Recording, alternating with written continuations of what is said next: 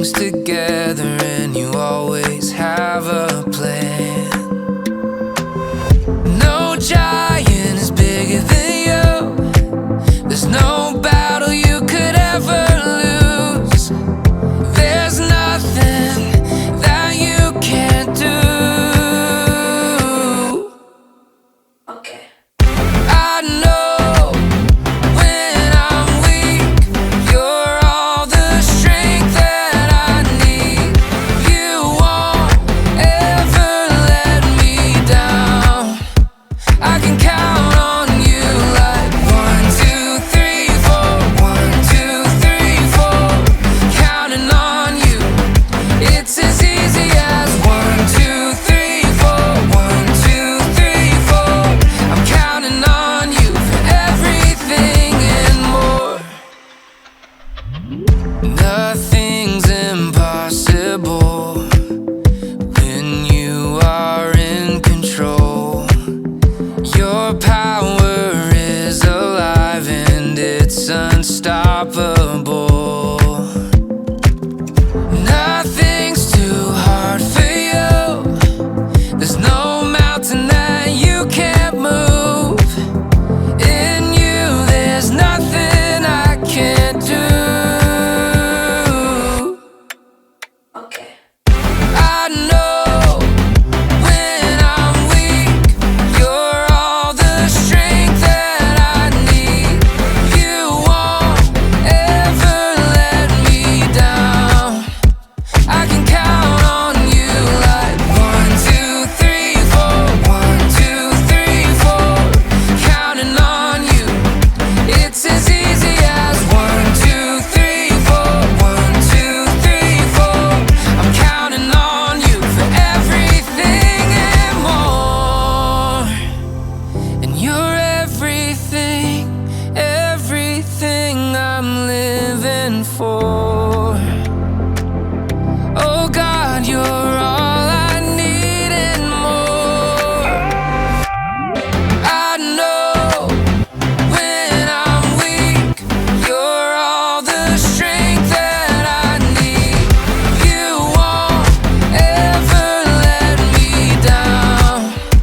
I can count on you like 1, 2, 3, 4. 1, 2, 3, 4. Counting on you.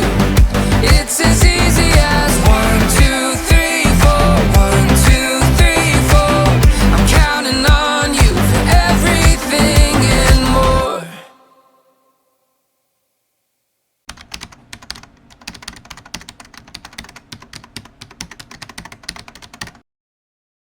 Hi there, you little chicken nuggets, and welcome to GrowTV. Welcome to GrowTV,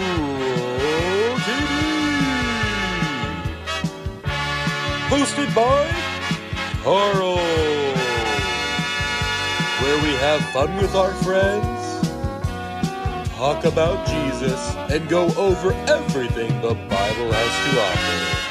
Now, once again, welcome to GrowTV. Hey there, kids, how are ya? Oh, hey. So you're probably wondering why I got my eyes shut. That's simply because of one reason. As I am sure you are fully aware, I have decided to live my life as a full robot. My journey from human to robot is about 93%. I am so close. A lot of people keep asking me, hey Carl, why do you want to become a robot? Well, that's easy. They're strong, they got a computer for the brain, so they're like really smart. They have no muscles, so they never get tired, and they can consume a 5-pound bucket of nuggets in 10 minutes.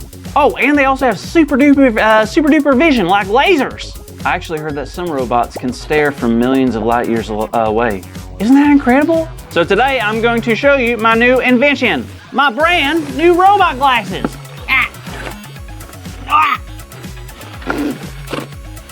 What do you think?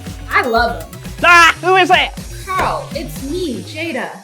Oh, hey Jada, how's it going? Good. Are those robot glasses? They sure are. Can you see out of those? I sure can't. Nice. Why are you wearing those? I don't know. I want to be a robot, but it seems like I'm failing. Why do you say that? I don't know. I just want to be a full robot, you know? like a Terminator type of indestructible. Like super duper vision, but I can't see with those things. I put them in my robot body. Yeah, I'll keep wearing these. Yeah, well, I think you're on the right path, and it's okay if you can't see those glasses. You know why? Because you're gonna pay for me to have robotic eye surgery? So I shoot lasers out my eyes? As I was saying, you don't need super high-tech robot glasses to see clearly because Jesus teaches us how to see things the right way. Do you care to expand on that? Sure. So I was reading in John chapter 9 today, and I read the story of Jesus and the blind man. And this man hasn't been able to see for his whole life. Oh wow, that can't be easy. This man was known in the city by almost everyone. Every day people would pass him on the street because he would sit there and ask people for money and for help. One day, Jesus and his disciples were walking by, and the disciples asked a question. They asked Jesus who sinned, this man or his parents, that he was born blind. Wait, are they saying that the only reason they think he's blind is because him or his parents messed up somehow? Yep. What? That's messed up. What kind of question is that? Well, back in the day, there were people who believed that the reason why some people had certain issues or struggles was because of their sin or their parents' sin. Wow, what did you just say? He said, neither this man nor his parents sinned, said Jesus, but this happened so that the works of God might be displayed in him. What happened next? Jesus then spit on the ground, made some mud, then rubbed the mud on the man's eyes. Yeah. Oh, sorry. Continue. Jesus then told the man to wash himself in a pool, and guess what? The man was able to see with eyes for the very first time. No way! Time to celebrate. The thing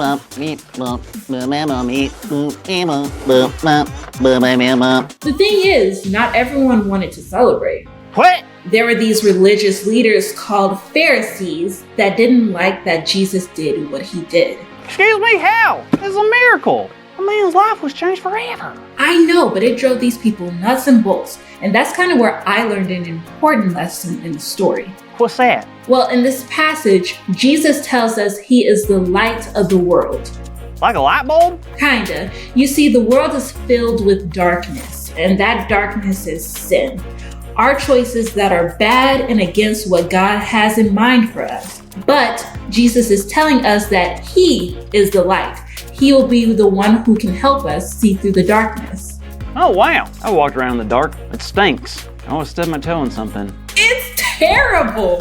So what Jesus was talking about was that even if we are able to use our eyes to see, that's not the most important seeing he wants us to do. Jesus taught us that we need to learn how to see things God's way, and we can only do that through Jesus, the true light. So like the Pharisees, they were able to see that the man was healed, but they couldn't see past their own stubbornness.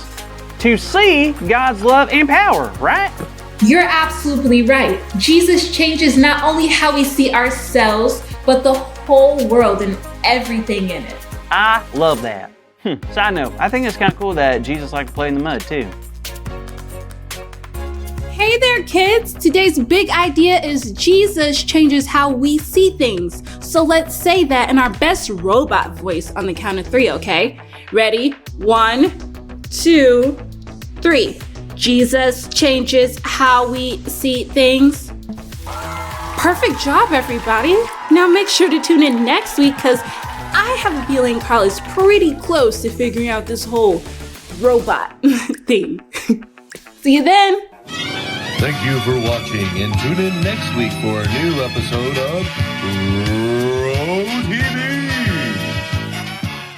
GrowTV. 2 Corinthians chapter 5, verse 17. Therefore, if anyone is in Christ, the new creation has come.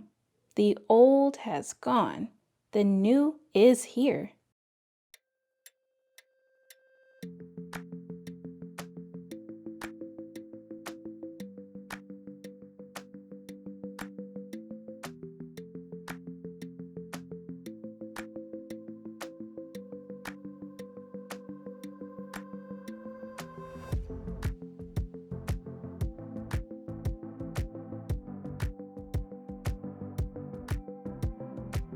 Hey, wait, before you go, click the subscribe button to see more videos.